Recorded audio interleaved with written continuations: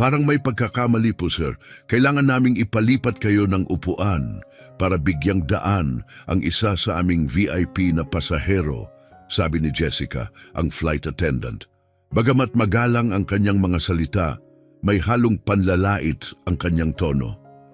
Ang upuang ito ay para lamang sa aming mga platinum member. Hindi kayo pinapayagang umupo dito, dagdag pa niya habang nakatayo sa harap ni Nestor. Nasa likod niya si Karen Whitfield, isang puting babae na nakaistilong bihis na walang pasensyang pinipindot ang kanyang mamahaling relo, malinaw na inaasahang siya ang mauupo. Matalas ang tingin niyang lumipat kay Nestor, isang lalaking nakaupo sa 2A, at kay Jessica, halatang iritado. Diyan talaga ako palaging nakaupo, para bang akin na yang pwesto, bulong niya, ngunit sapat para marinig ng mga malapit. Napatingala si Nestor, nagtataka. Wala naman siyang ginawang mali. Maaga siyang nag-book, nagbayad ng buong halaga, dumating sa tamang oras. Isa rin siyang platinum member, pero narito siya, sinasabihang hindi siya nararapat, na parang may kasalanan siyang ginawa sa simpleng pagupo sa nakatalagang upuan. Hindi nagtataas ng boses, kalmadong inilabas ni Nestor ang kanyang wallet at ipinakita ang platinum member card. Isa akong platinum member, sabi niya, nananatiling mahinahon. Ito ang nakatalagang upuan sa akin. Bahagyang humigpit ang ngiti ni Jessica, sandaling kumislap ang gulat sa kanyang mga mata, pero agad itong napalitan ng matigas na paninindigan. Naiintindihan ko po, sir, pero ang upuang ito ay kadalasang nakalaan sa isa sa aming pinakamahalagang pasahero, sabi niya habang tinuturo si Karen. Palagi siyang sumasakay sa amin. Maliwanag ang mensahe. Kahit pareho sila ng estado, tinatrato si Nestor na tila hindi sapat. Napansin na ito ng ibang pasahero. Unti-unting nagsilabasan ang mga cellphone para mag-record. Kumalat ang mga bulong-bulungan sa buong cabin. Hindi na malayan ng crew na ang sandaling ito, ang banayad ngunit hayagang diskriminasyon, ay mauuwi sa mas malaking issue. Hindi lang ito makaaapekto sa flight na ito. Yayanigin nito ang buong airline dahil ang lalaking sinusubukan nilang paalisin ay siyang may hawak ng kanilang kinabukasan. Isa ito sa mga sandaling ang karma ay hindi lang dumarating. Sumasakay ito ng eroplano na may first class ticket. Naranasan mo na bang maliitin dahil sa hitsura mo? Ibahagi ang kwento sa comments. At kung naniniwala kang dapat lumaban sa kawalang katarungan, pindutin ang subscribe button at i-comment ang salitang hustisya kasama kung saan ka nanonood. Hindi ordinaryong pasahero si Nestor. Sa edad na 42, siya ang tagapagtatag at CEO ng Rytech Solutions, isang kumpanyang may halagang 2.8 bilyon na dalubhasa sa AI-powered customer service tools. Tinutulungan ng kanyang software ang mga kumpanya na alisin ang bias sa kanilang customer systems na lalong nagpapaironya sa kung anong mangyayari sa kanya. Ngunit hindi sa marangyang biyahe nagsimula ang kwento ni Nestor. Lumaki siya sa South Chicago at sa edad na 11, natuto siyang mag-code gamit ang lumang computer na pinasa lang sa kanya.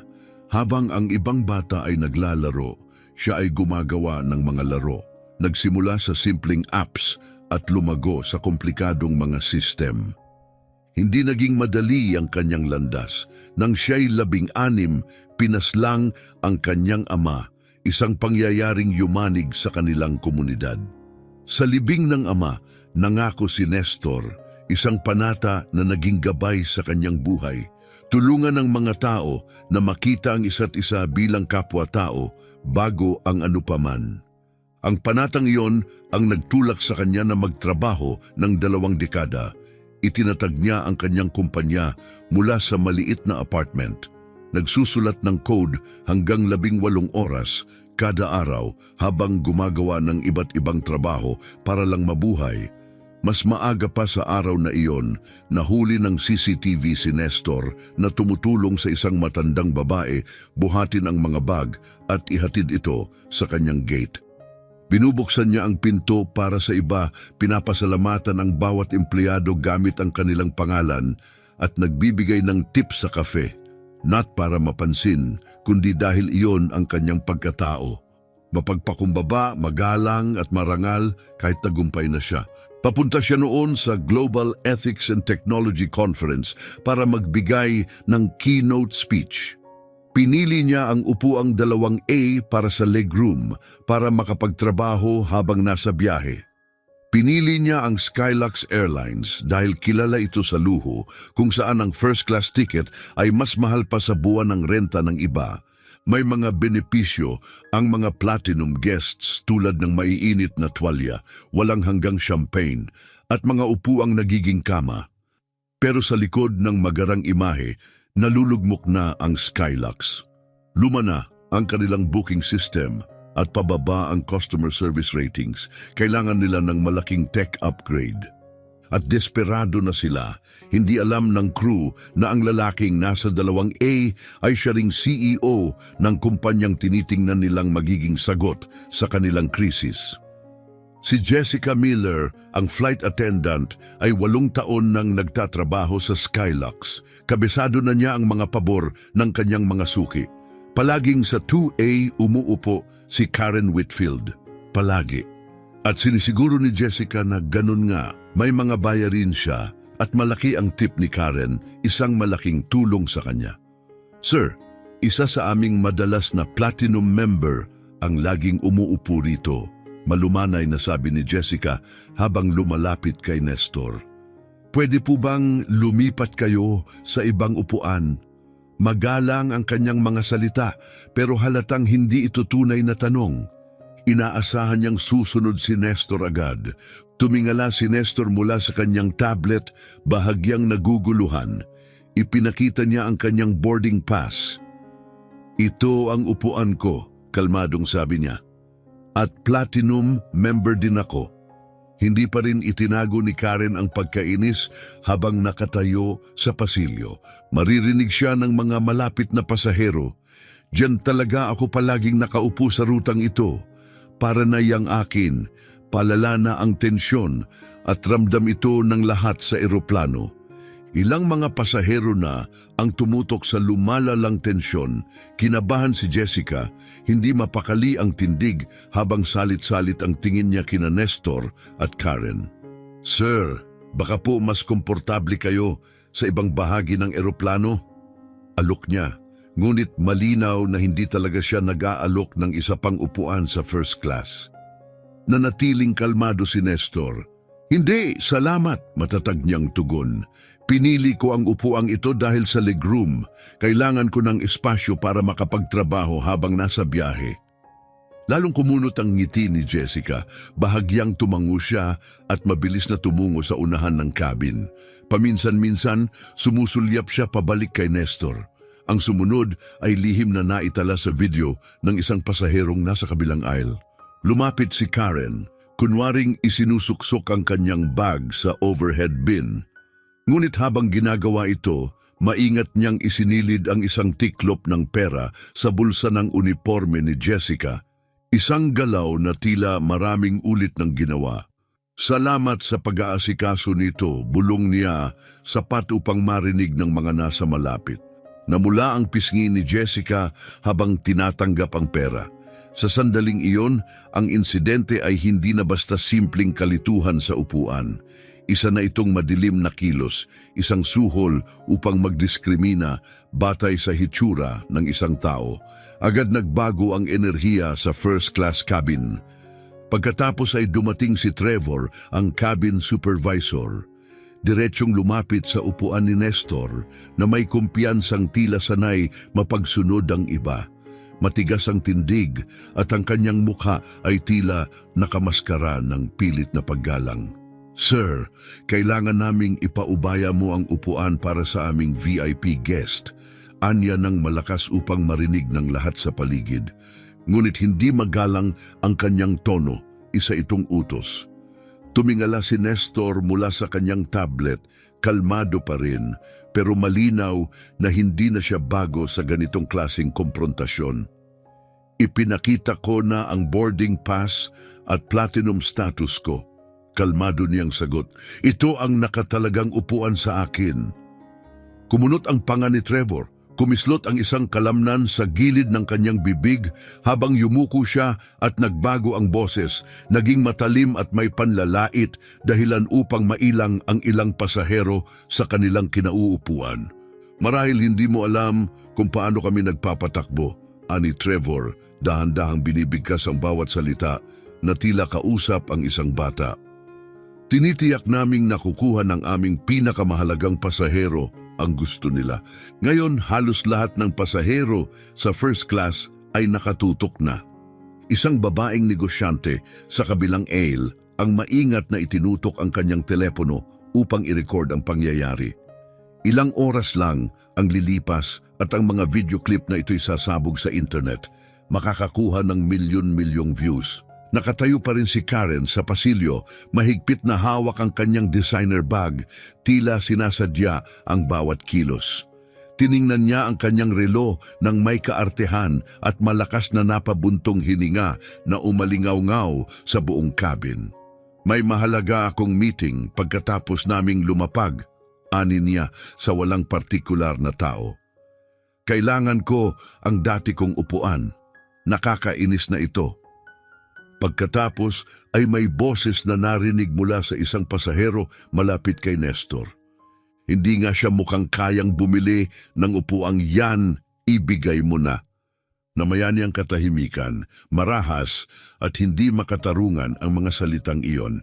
Tila na-empower si Trevor sa komentong iyon at sa dramatikong kilos ni Karen.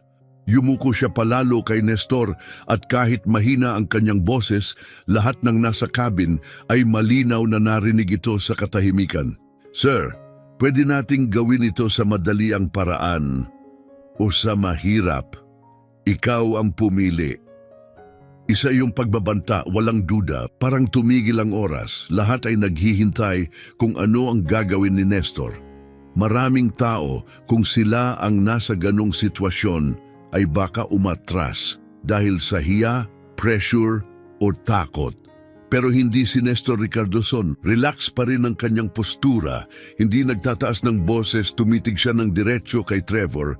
Hindi ako aalis. Ito ang upuan ko. 6 na salitang payak, walang galit pero may lakas at linaw. Namula ang mukha ni Trevor. Hindi na ito ayon sa kanyang inaasahan. Tumindig siya, inayos ang kanyang kurbata at tahimik na bumalik sa unahan ng eroplano. Kinuha niya ang cabin phone at nagsalita ng nakatalikod. Hindi man marinig ang kanyang mga salita, ang tensyon sa kanyang katawan ay sapat na. May malinaw ng guhit na nabuo. Ang dapat sana'y isang normal na biyahe ay unti-unti nang nagiging di malilimutang pangyayari para sa lahat ng sakay. Mabigat ang atmosfera, nagtitinginan ang mga pasahero. May ilan na mabilis na nagtatype sa kanilang mga telepono habang ang iba na may nanonood lang, gulat na gulat. Bumalik si Nestor sa kanyang tablet, kalmadong nire-review ang slides para sa kanyang keynote speech. Sa panlabas, tila wala siyang iniinda pero walang nakakaalam kung ano ang tunay niyang nararamdaman. 5 minuto ang lumipas, bumukas ang pinto ng cockpit, lumabas si Captain James Sanchez. Neutral ang ekspresyon, kalmado, ngunit may autoridad na tila sanay sundin. Sinundan niya si Trevor sa aisle. Nakasunod si Jessica, halatang balisa, salit-salit ang tingin sa kapitan at kay Nestor. Ang presensya ng piloto ang nagsabi sa lahat, seryoso na ito. Hindi na ito usapin ng upuan lang. Isa na itong opisyal na insidente. Huminto ang kapitan sa tabi ni Nestor na nanatiling nakaupo. Sir, naiintindihan kong may issue rito, panimula ng kapitan, kalmado, ngunit may diin ang boses. May pahintulot ang aking crew na baguhin ang upuan ng mga pasahero kung kinakailangan para mapanatili ang kaayusan at kaginhawaan. Tumingala si Nestor sa 3 staff ng airline na nakatayo sa harap niya. 3 nakatindig. Siya lang ang nakaupo. Napakalinaw ng power imbalance pero hindi natinag si Nestor. Manatili ang kalmadong ekspresyon sa kanyang mukha, matatag at hindi nagpapadala. Captain, sa lahat ng paggalang, aniya ng mahinahon, may kumpirmadong boarding pass at platinum status ako. Pinili ko ang upuang ito dahil sa legroom. Kailangan ko ng espasyo para makapagtrabaho sa biyahe. Walang patakaran na nagsasabing kailangan kong ibigay ang upuan ko dahil lang mas gusto ito ng ibang pasahero. Pantay ang kanyang boses, makatwira ng tono, pero malinaw ang mensahe. Napangisi si Trevor na nakatayo malapit. Isang ngising mayabang, tila ba hawak niya ang lahat ng kapangyarihan. Kung patuloy kayong tumatangging makipagtulungan, matalim na sabat ni Trevor, mapipilitan kaming paalisin kayo sa eroplano. Parang sampal ang dating ng banta. Sa unang pagkakataon, kumunot ng bahagya ang noo ni Nestor, isang patak ng tunay na pagkagulat. Sinasabi mo bang aalisin ako sa flight na ito dahil hindi ko ibinibigay ang upuang binayaran ko? Tanong niya. May bahid ng di makapaniwala. Nabitin sa hangin ang tanong, pinapalala ang tensyon sa kabin. Ano kayang dahilan ang sapat para paalisin ang isang taong nakaupo lang sa tamang upuan? Bago pa man makasagot ang kapitan, nagsalita si Karen nang may kasamang hiyaw. Hindi na ito katanggap-tanggap, daing niya, tila eksena sa pelikula. Mamimiss ko ang koneksyon ko, ni minsan hindi pa ako tinrato ng ganito sa dami ng biyahe ko. Hindi nakaligtas ang kabalintunaan ng kanyang reklamo sa ibang pasahero. Ilan ang nagkatinginan at napailing. Napagtanto ni Captain Sanchez na mabilis nang lumalala ang sitwasyon. Tumindig siya ng mas tuwid at nagsalita ng mas mariin. Ito na ang huling babala. Lumipat ka ng upuan o tatawag kami ng security. Hindi nagpakita ng emosyon si Nestor. Sa halip, maingat niyang inilabas ang kanyang telepono mula sa bulsa ng jacket. Binuksan ang kamera at nagsimulang mag-record. Gusto kong matiyak na may dokumentasyon ito, kalma niyang sabi habang kinukunan ang nangyayari. Ako'y binabantaan na paalisin sa flight dahil ayaw kong ibigay ang nakatalagang upuan sa akin sa ibang pasaherong gusto ito. Napalitan ng galit ang mukha ni Trevor. Hindi na niya mapigil ang sarili. Inabot niya ang telepono ni Nestor. Hindi ka pwedeng mag-record dito. Sigaw niya, muntik nang maagaw ito. Bahagyang umatras si Nestor, inilayo ang telepono. Sa totoo lang, sagot niya, walang federal na batas laban sa pag-record sa eroplano.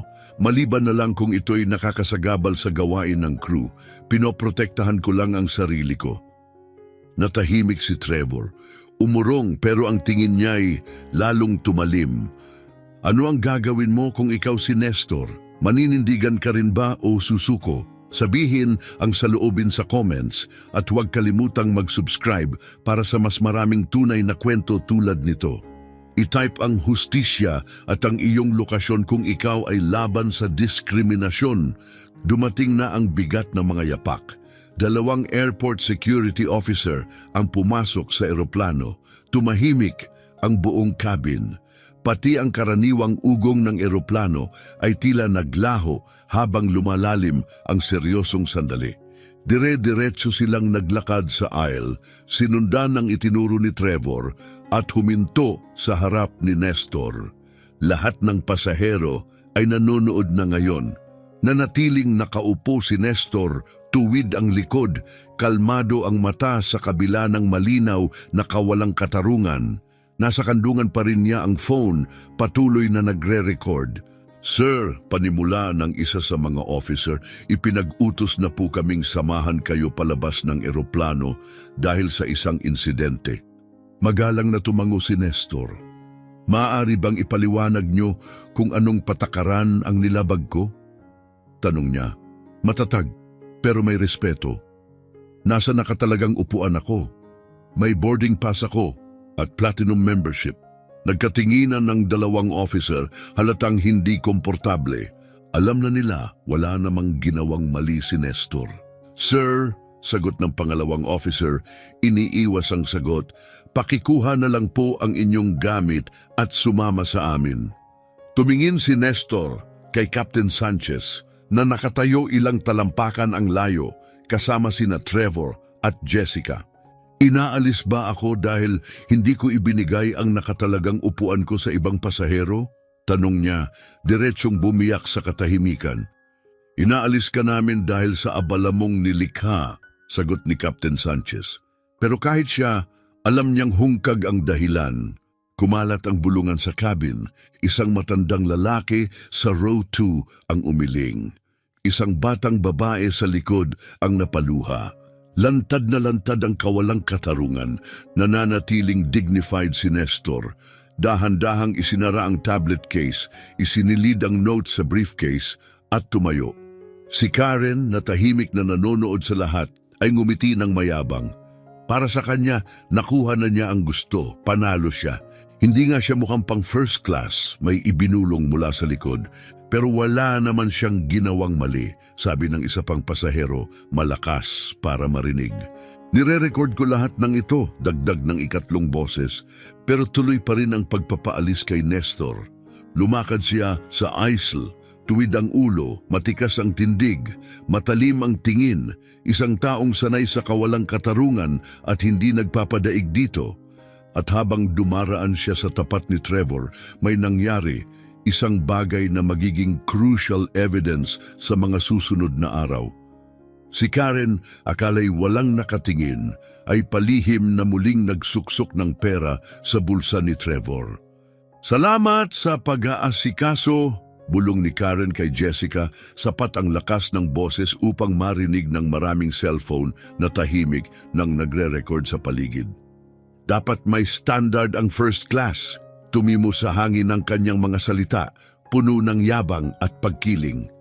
Habang lumalabas si Nestor ng eroplano na may kasamang security, kalmado niyang inilabas muli ang kanyang telepono. Mabilis ang kanyang mga daliri habang nagtatype ng mensahe para sa kanyang Chief Operating Officer na si Elise. I was removed from the flight, but they definitely picked the wrong person to mess with.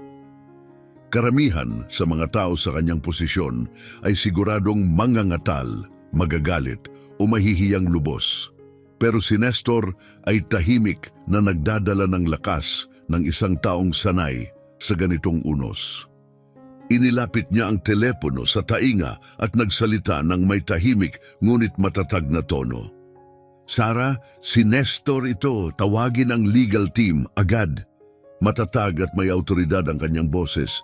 Kakapatalsik ko lang sa Skylux flight at malinaw na may diskriminasyong nangyari. Ang dalawang officer na nag-escort sa kanya ay nag-aalinlangan na. Ang dating tiwala sa kanilang katawan ay napalitan ng pagkalito. Isa sa kanila ay nagbabasa ng flight report sa tablet at lalong lumalim ang kunot sa noo habang binabasa ito. Lumapit ang officer kay Nestor. Sir, maingat niyang sabi, sa tingin ko po parang may hindi pagkakaintindihan. Ayon sa report, kayo daw ay naging disruptive. Pero di talaga tugma sa mga witness statements. Pinutol ni Nestor pansamantala ang tawag, tiningnan ang officer ng diretsahan. Tama ka, may hindi pagkakaintindihan pero hindi sa panig ko. Nasa tamang upuan ako, may ticket ako, platinum member ako. Inutusan akong lumipat, hindi dahil may mali akong ginawa, kundi dahil may ibang taong gusto ang inuupuan ko. Napakamot ang officer, tumingin sa kanyang kasama na tahimik nang lumalayo. Naisip na nila ngayon, ginamit lang sila, hindi para sa seguridad, kundi para sa diskriminasyon. Pasensya na po sa abala, mahina niyang sabi bago tumalikod at sumunod sa kasama. Wala na ang kumpiyansa sa kanilang hakbang. Muling humarap si Nestor sa kanyang telepono, pinindot ang record sa voice memo at sinimulang idokumento lahat, bawat pag-uusap, bawat ekspresyon, bawat detalye ng nangyari sa eroplano. Sa sandaling iyon, may lumapit na isang batang babae, hawak ang carry-on sa isang kamay at cellphone sa kabila. Nakilala siya ni Nestor, naupo siya sa tapat niya sa first class. Pasensya na po, sir, sabi ng babae, bahagyang nanginginig ang boses. Bumaba ako ng eroplano kasi hindi ko kayang umupo doon at kunwaring ayos lang ang lahat. Ipinakita niya ang kanyang cellphone. Klarong-klaro ang video. Makikita rito hindi lamang ang mahinahong sagot ni Nestor, kundi maging ang eksaktong sandaling nag-abot si Karen ng pera kay Trevor. Malinaw na diskriminasyon ito, dagdag niya. Halos mabiyak sa emosyon ang tinig. Kailangan ninyo ito, pakiusap, tanggapin nyo. Sa unang pagkakataon mula nang mapatalsik siya, lumambot ang mukha ni Nestor. Maraming salamat, tapat niyang sabi. Maaari itong maging susi sa lahat. Nagpalitan sila ng contact information. Ipinangako ng babae na ipapadala agad ang buong video at magtetestigo kung kinakailangan. Hindi pa niya alam noon, pero ang videong ito ang magiging viral na ebidensyang magpapabago ng lahat. Samantala, sa first class, ibang eksena ang nangyayari. Nakaupo na si Karen Whitfield sa upuan ni Nestor, kampanteng-kampante habang inaabot ni Jessica ang isang baso ng champagne. Pasensya na po sa abala, Miss Whitfield, ani Jessica na parang matamis ang bawat salita. Sisiguraduhin naming perpekto ang natitira niyong biyahe. Sa likod ng gali, nagkatinginan sina Jessica at Trevor. Maingat na binuksan ni Trevor ang tiklop ng pera na inabot ni Karen, $200. Iyon ang halaga ng paglalagay sa kahihiyan sa isang lalaking ang tanging kasalanan ay umupo sa upuang kanyang binayaran. Nice bonus, bulong ni Trevor habang isinilid ito sa kanyang wallet. May mga pasahero talagang marunong magpasalamat. Pero hindi nila alam na ang bonus na iyon ay magiging pinakamahal na pagkakamali ng kanilang buhay. Maya-maya lang, tumawag ang headquarters. May emergency internal meeting. Isang staff mula sa airline administration ang nasa linya at ang kanyang tono ay seryoso. May malaki kayong pagkakamali, isang pagkakamaling maaaring ikawala ninyo ng trabaho. Namutla sina Trevor, Jessica at Karen habang nagtitigan sa gitna ng kaba. Ang kontrol na hawak nila kanina ay biglang nawala. May isang bagay na nagbago. Sino nga ba talaga ang pasaherong pinaalis nila? Sa top floor ng Skylux Airlines headquarters, si CEO Ricardo Sanchez ay abala sa pagbasa ng financial reports nang tumawag ang PR team. Tumunog ang kanyang telepono, internal line. Sir, may malaking isyong nangyayari ngayon, ani Janet, ang PR director, bakas ang tensyon sa tinig. Janet, araw-araw may pasaherong pinapaalis sa eroplano. Maglabas lang ng standard press release, sagot ni Sanchez, hindi man lang iniwan ang ginagawa. Sir, singit ni Janet, mas matindi na ang tono. Iba ito. Paano? Tanong niya kalahating nakikinig. Ang pasahero ay hindi naman naging magulo. Isa siyang lalaking nasa first class. Tinanggal dahil ayaw ibigay ang kanyang upuan sa isang puting babae. Kumakalat na ang video at makikita roon ang crew na tumatanggap ng pera bago at pagkatapos ng insidente. Namutla ang mukha ni Ricardo Sanchez habang unti-unting lumulubog sa kanya ang bigat ng sitwasyon. Ipadala mo sa akin ang video. Ngayon na, utos niya. Tahimik niyang pinanood ang footage sa monitor, ang pagbibigay ng pera ni Karen sa flight attendant, ang pananatiling dignified ni Nestor habang siya'y tinatanggal sa upuan, at ang hayagang diskriminasyon na ginanap sa harap ng milyong-milyong nanonood. Mula sa pagkabahala, ang ekspresyon ni Sanchez ay naging lubos na pagkasindak. Isa itong malaking sakuna, bulong niya. Alam ba natin kung sino siya? Tahimik muna bago nagsalita ang PR director. Opo sir, ayon sa passenger manifest, ang pangalan niya ay Nestor Ricardoson. Napako si Sanchez. Anong sabi mo, Nestor Ricardoson? Halos pabulong niyang tanong. Opo sir, may kahulugan ba yon sa inyo? Sumandal si Sanchez sa kanyang upuan, tumingala sa kisame habang tumama sa kanya ang biglaang realidad. Si Nestor Ricardoson, ang tagapagtatag at CEO ng Right Tech Solutions, sabi niya ng mabagal. Ang kumpanyang sinusuyo natin para sa $50 milyong na partnership. At sila rin ang tahimik na bumibili ng shares ng Skylux nitong nakaraang 2 taon. Samantala, sa isang tahimik na VIP lounge sa kabilang dako ng lungsod, Si Nestor ay ngayon ay napapaligiran na ng kanyang executive team. Dumating ang COO niyang si Elise Thompson, makalipas lang ang 20 minuto ng kanyang mensahe, kasama ang kanilang top attorney at head of communications. Bukas ang mga laptop, tumutunog ang mga telepono, makapal ang tensyon sa hangin. Lumagpas na sa 2 milyon ang views ng video. Anunsyo ng communications lead, ipinapakita ang live feed sa laptop. Mabilis itong kumakalat, sinimulan na rin ito ng mga media outlets. Nagkatinginan si Nestor at Elise, may dalang kahulugan ang tinginan, batid ang mga pinagdaanang laban. Hindi nila alam na iniimbestigahan na natin ang internal culture nila para sa partnership, ani Elise. Punong-puno ng ironiya ang tinig. Ngayon, nakita na natin ang totoong Skylux. Balik sa Skylux HQ, kaguluhan na ang nangingibabaw. Crisis response screens ang pumuno sa mga pader. Trending nationwide ang hashtag Skylux Discrimination. Mahigit 5 milyong views na ang video. Nagre-repost na ang mga celebrity at influencer gamit ang hashtag na #JusticeForNestor. Sa executive boardroom, nananatiling tensyonado ang mga senior leaders sa paligid ni Ricardo Sanchez. Biglang dumating ang kanyang assistant, dala ang isang cellphone. "Sir, galing sa opisina ni Nestor Ricardozon. Konektado na siya." Tumahimik ang buong kwarto. Huminga si Sanchez pagkatapos ay pinindot ang speakerphone. "Mr. Ricardozon," panimulan niya, pilit na may diplomatikong tono, "gusto kong personal na humingi ng paumanhin sa hindi katanggap-tanggap na insidente ngayong umaga. Hindi ito kinakatawa ng aming kumpanya." Ngunit bago siya makatapos, biglang nagsalita ang CFO, nanlalaki ang mata. "Sandali, yung Nestor Ricardozon, yung tech CEO?" Tumango si Sanchez, mabigat ang mukha. Pagkatapos narinig na ang boses ni Nestor, kalma, matatag.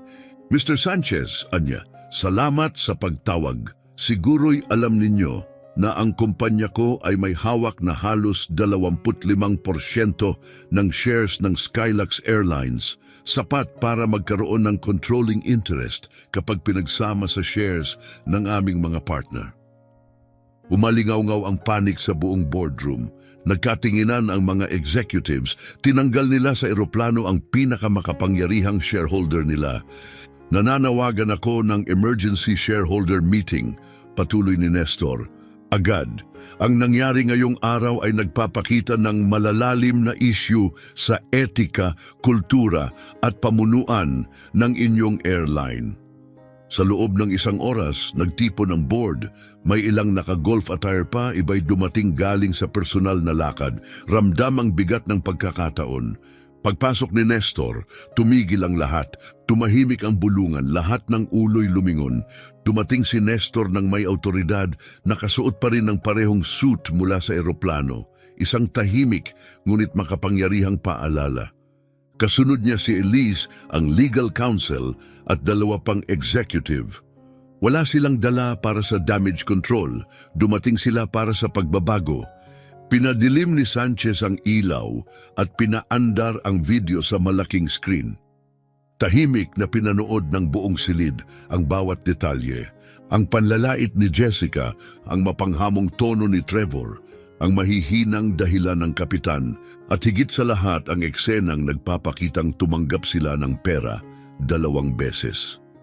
Pagkatapos ng video, bumaon ang katahimikan. Walang makatingin ng diretsyo kay Nestor. Naglinis ng lalamunan si Sanchez. "Mr. Ricardozon, sa ngalan ng kumpanya, malalim kaming humihingi ng paumanhin. Hindi po ito ang aming pagkatao. Hindi ako narito para sa mga paumanhin," putol ni Nestor.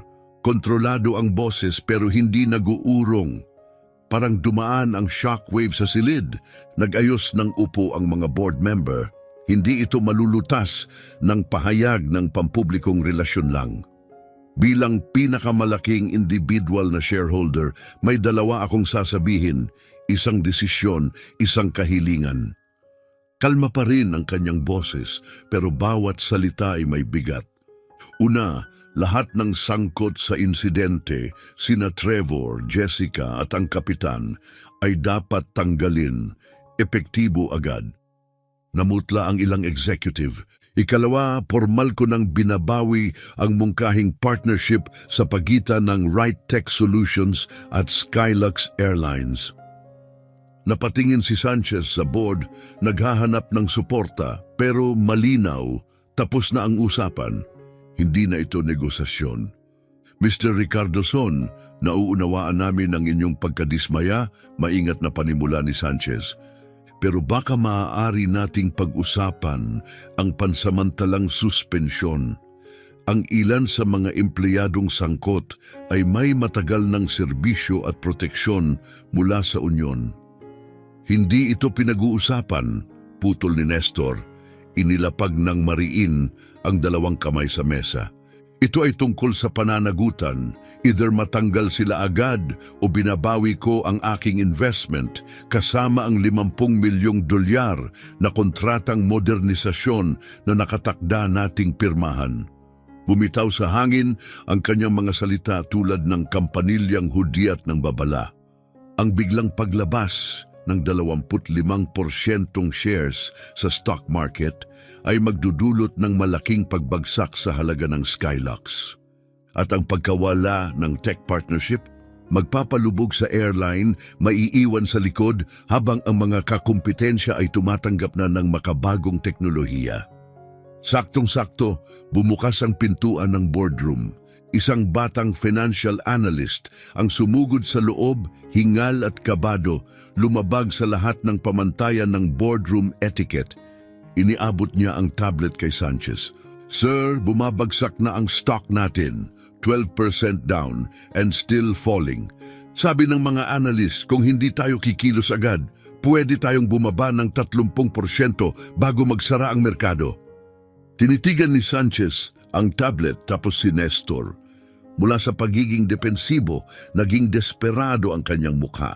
Hindi na ito tungkol sa imahe o reputasyon. Ang kinabukasan ng Skylux Airlines ay nakasalalay na kay Nestor Ricardozon. 3 palapag sa ibaba, sa isang malamig at walang buhay na silid-pulong, nakaupo sina Trevor, Jessica at Captain Sanchez sa tahimik na tensyon. Tinawag sila ng walang paliwanag, pero alam na nila ang dahilan, dala ng bulong-bulungan sa buong kumpanya. Eksaktong 4:30 ng hapon, pumasok ang HR Director, kasama ang legal counsel ng kumpanya at 2 security officer na tumayo sa may pinto. Ang presensya ng security ay malinaw. Ito ay pinal. Diretso na ako, sabi ng HR Director. Inilapag ang 3 folder sa mesa. Simula ngayon, epektibong itinitigil ang inyong employment sa Skylux Airlines. Parang palasong tumama ang mga salita. Napasinghap si Jessica, tinakpan ng bibig, namilipit sa galit ang mukha ni Trevor. Si Captain Sanchez ay napapikit, tila nilamon ng bigat ng araw. Naunang nagsalita si Trevor, puno ng pagkontra. Sumusunod lang kami sa protocol. Yung pasahero ang naging sagabal sa boarding process. Tahimik na ibinalik ng HR Director ang kanyang laptop. Pinatugtog niya ang video, ang parehong footage na napanood na ng milyon-milyong tao. Ipinakita nito ang aroganteng tono ni Trevor, ang pagkatakot ni Jessica at ang kahina-hinang rason ng kapitan. At ang sandaling winasak ang anumang depensa, ang pag-abot ni Karen ng pera kay Trevor at ang kanyang mga salitang standards na umalingaw-ngaw sa silid. Ang pagtanggap ba ng pera mula sa pasahero upang saktan ang isa pa, bahagi ba yan ng procedure natin? Malamig na tanong ng HR Director. Bumagsak ang emosyon ni Jessica, napaiyak siya. Nagkamali kami, bulong niya. Alam kong mali pero hindi ko napigilan. Si Captain Sanchez, dating matatag sa ere, ay halatang nanginginig na. Nagtiwala ako sa hatol ng crew ko, mahinang sabi. Hindi ko nakita ang simula ng insidente. Bigo kayong lahat sa inyong tungkulin. Hindi lang sa kumpanyang ito, kundi sa mga pangunahing prinsipyo ng dignidad at katarungan. Ang taong inalis ninyo, siya si Nestor Ricardozon, CEO ng RightTech at pinakamalaking pribadong shareholder ng Skylux. Tumama ang pagkabigla na parang ikalawang suntok. Umiiyak na si Jessica, namumutla na si Trevor. Kayo'y sasamahan ng security para kunin ang inyong gamit at lumabas sa gusali. Makakatanggap kayo ng 2 linggong severance na sobrang mapagbigay kung tutuusin sa mga nangyari. Habang inaakay silang palabas, wala ni isa sa kanila ang makatingin sa ibang tao. Ngayon, sila naman ang dumaranas ng pinagdaanan ni Nestor, ang hiya ng matahimik na pag-alis sa harap ng lahat, napakatindi at napakasimetrikal ng pangyayari. Samantala sa Skylux Main Auditorium, daang-daang empleyado ang nagtipon para sa isang company-wide announcement. Tahimik at mabigat ang atmosfera. Nasa entablado si Ricardo Sanchez kasama si Nestor Ricardoson at ang kanyang executive team. Ngayong umaga nabigo ang Skylux Airlines sa isa sa ating mga pasahero. Malalim ang pagkabigong yon. At hindi ito iisang insidente lang. Ipinakita nito ang sistematikong problema na kailangang harapin ngayon at buong buo. Umatras si Sanchez sa gilid ng entablado. Ipinasa ang mikropono kay Nestor. Magpapatupad tayo ng agarang reforma, pagpapatuloy ni Sanchez. Bawat empleyado ng Skylux, anuman ang posisyon, ay dadaan sa intensive bias at ethics training bago makabalik sa trabaho. Tumigil siya saglit para bigyang diin ang susunod. Ang training na ito ay dinevelop ng RightTech Solutions at magiging permanenteng bahagi na ng onboarding at professional development ng buong kumpanya. May mga bulong-bulungan sa auditorium. Ang saklaw ng pagbabagong ito ay malawak, milyon-milyong halaga para sa training, pansamantalang operasyon at kabuuang pagbabago sa kultura ng kumpanya. Lumapit si Nestor sa mikropono. Klaro at matatag ang kanyang tinig. Hindi ito basta talumpati, ito ay isang pagharap sa katotohanan. Hindi lang ito tungkol sa pagpaparusa sa mga individual, paliwanag ni Nestor sa harap ng nakatinging karamihan. Ito ay tungkol sa pagbabago ng buong kultura ninyo. Tumigil siya saglit, pinatining ang bigat ng mensahe.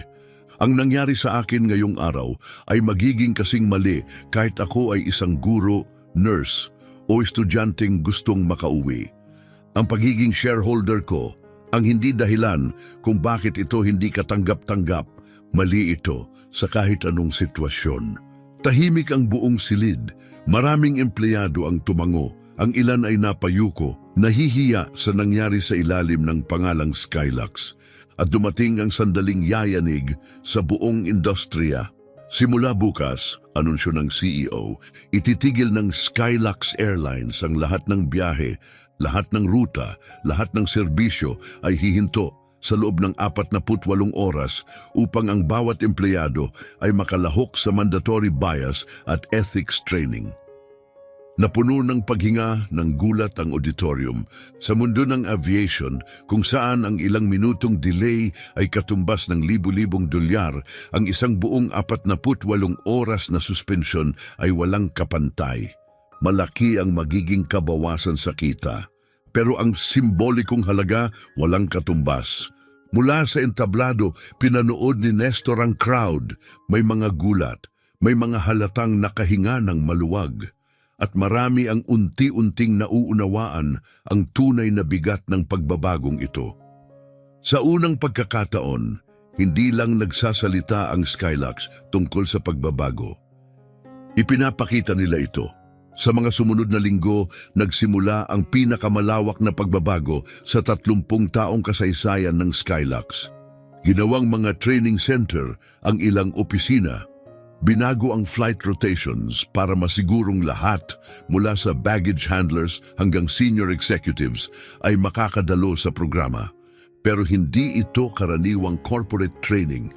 Ang programang ito na binuo ng RightTech's behavioral experts at AI engineers ay immersive, nakakapag-isip, at sa ilang bahagi masakit sa konsensiya.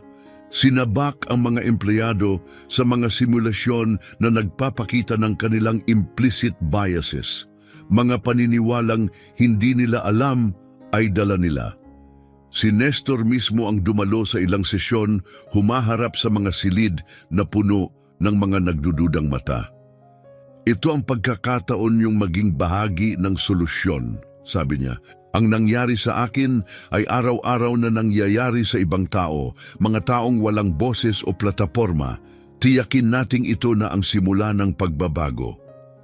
Para sa maraming empleyado, ang presensya ni Nestor ay mulat.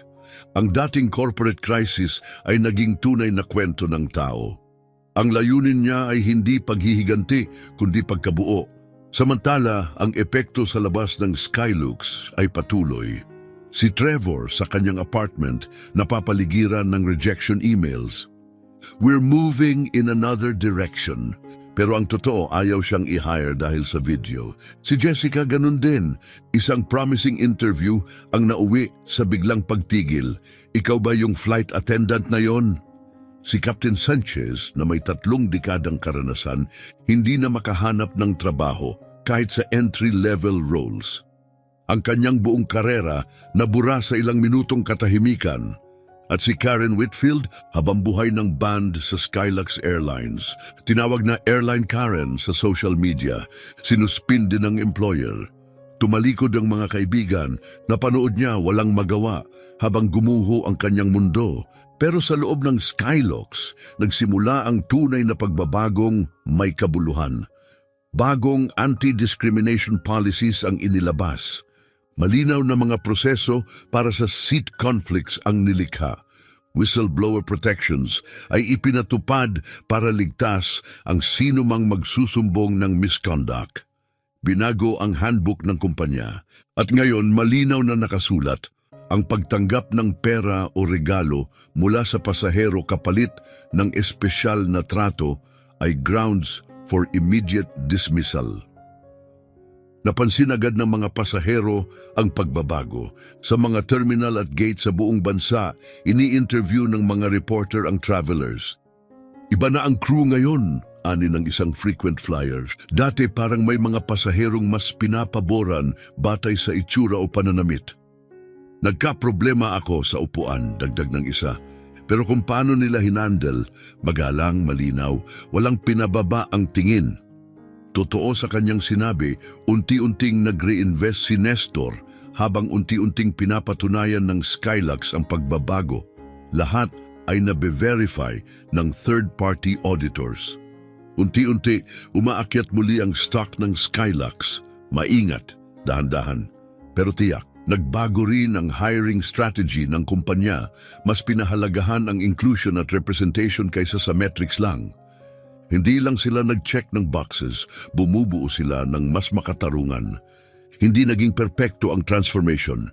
Walang tunay na pagbabago ang perpekto, pero ito ay totoo at nangyayari. Sa paglipas ng panahon, nagsimulang tuparin ng Skylux Airlines ang matagal na nilang ipinapangakong slogan, where everyone flies like royalty. Ngayon lahat talaga, kahit sino ka pa, ay may lugar sa himpapawid. 6 na buwan matapos ang insidenteng muntik ng magpagiba sa Skylux Airlines, hindi lang ito muling bumangon. Ito'y namamayagpag. Tumaas ng 12% ang bilang ng mga pasahero. Ayon sa internal surveys, pinakamataas na antas ng kasiyahan ng empleyado sa kasaysayan ng kumpanya. Ang mga malalalim na isyong pangkultura na matagal nang tinatabunan ay sa wakas nabuksan at nagsimula na ang tunay na paghilom. Ngunit ang pinaka hindi inaasahang pangyayari ay naganap sa isang maulap at maulan na Martes ng umaga. Ipinahayag ni Nestor Ricardoson sa pamamagitan ng kanyang foundation ang isang makabago at makataong inisyatiba, The Second Chance Program. Layunin nitong tulungan ang mga individual na nawalan ng trabaho dahil sa mga insidenteng may kaugnayan sa bias, sa pamamagitan ng structured rehabilitation, training at isang tunay na daan tungo sa pagbangon. Ang pananagutan ay hindi nangangahulugang itatapon natin ang mga tao habang buhay, ani Nestor sa press event. Ibig nitong sabihin ay pagbibigay ng pagkakataon para magbago. Hindi natin kayang bumuo ng mas makatarungang mundo kung hindi natin bibigyan ng espasyo ang mga tao upang kilalanin ang pagkakamali nila and patunayan na nagbago na sila. Kabilang sa unang batch ng programa ay 3 pamilyar na mukha, Trevor, Jessica at Captain Sanchez. Hindi naging madali ang kanilang paglalakbay. Pinilit silang harapin ang masakit na katotohanan, hindi lamang tungkol sa ginawa nila kay Nestor, kundi sa mas malawak na epekto nito sa mga taong walang boses, walang kapangyarihan at walang plataporma. Si Trevor, na dating pinakamatigas ang paninindigan, ang dumaan sa pinakamalalim na pagbabago. Sa mga group session, inamin niyang lumaki siya sa pamilyang may normalisadong banayad na rasismo. Akala ko hindi ako biased, sabi niya isang araw. Hindi ako gumagamit ng slurs. Akala ko wala akong galit sa kahit sino. Pero natutunan ko, hindi palaging sumisigaw ang bias. Minsan, pabulong lang. At kung hindi mo ito hahanapin sa sarili mo, hindi mo ito makikita. Ang kwento ni Jessica ay tungkol sa lakas ng loob na magsalita. Alam kong mali ang nangyayari, anya. Pero natakot ako na hamunin si Trevor na tumutol sa kapitan. Ngayon ko lang nakita, ang pananahimik ko ay hindi ako protektado, ginawa lang akong bahagi ng problema. Para kay Captain Sanchez, ang pinakamatanda sa 3, ang karanasan ay pinakamapagpakumbaba. Itinaya ko ang karera ko sa paniniwalang patas akong pinuno. Pero ang mga desisyon ko noong araw na iyon ang nagpamulat sa akin na inilagay ko ang rank at routine sa taas ng pagkatao. At gugugulin ko ang natitirang buhay ko para maitama yon. Bit-bit ang kanilang second chance certificates, nagsimula sina Trevor at Jessica na mag-apply muli sa entry-level jobs sa mas maliliit na airline. Ngayon, hindi na nila tinatago ang kanilang kwento, hindi bilang palusot, kundi bilang patunay ng kanilang pagbabalik loob. Si Jessica ang unang natanggap sa ground crew ng isang regional airline. Maliit ang sahod, mas mabigat ang trabaho, pero ito ay pagkakataong akala niya'y di na darating. Kasunod si Trevor na nagsimula bilang baggage handler. Mahirap, pawis, pero tapat. Ito ang daan pabalik. Si Captain Sanchez, hindi na niya muling nakuha ang prangkisang lumipad, pero natagpuan niya ang panibagong layunin bilang guro sa Second Chance Program, tinutulungan ng iba na iwasan ang parehong pagkakamali. At ang Skylux, ang pagbabago ay tunay. At napapatunayan, independent audits ang nagkumpirma ng sinasabi na ng mga pasahero, malaki ang in-improve ng serbisyo. Sa unang pagkakataon sa industriya, Hispanic at Middle Eastern passengers ay nag-ulat ng satisfaction level na katumbas o mas mataas pa kaysa sa white passengers. Isang milestone ng equity na noon ay di pa nararating. Sa isang tahimik na opisina sa Skylux HQ, magkatapat sa mesa sina Nestor at Ricardo Sanchez, binabasa ang 6-month impact report. May tunay na pagbabago na kayong nagawa, ani Nestor, habang isinara ang file, at karapat dapat itong kilalanin. Huminga ng malalim si Sanchez, tila nabawasan ng bigat na matagal niyang pasan. Hindi ito naging madali, aminado niya. Pero kailangan. Ang nangyari sa iyo ang pumilit sa aming harapin ang mga bagay na matagal na naming pinikitang mata. Ganon talaga ang pagbabago, tugon ni Nestor. Hindi yan dumarating na komportable. Dumarating ito bilang hamon. Nagkamay sila, hindi na bilang magkalaban, hindi pa rin ganap na magkaibigan, kundi isang bago. Magkasamang arkitekto ng pagbabagong yayanig sa buong industriya. Dahil minsan, ang hustisya ay hindi lang tungkol sa kaparusahan.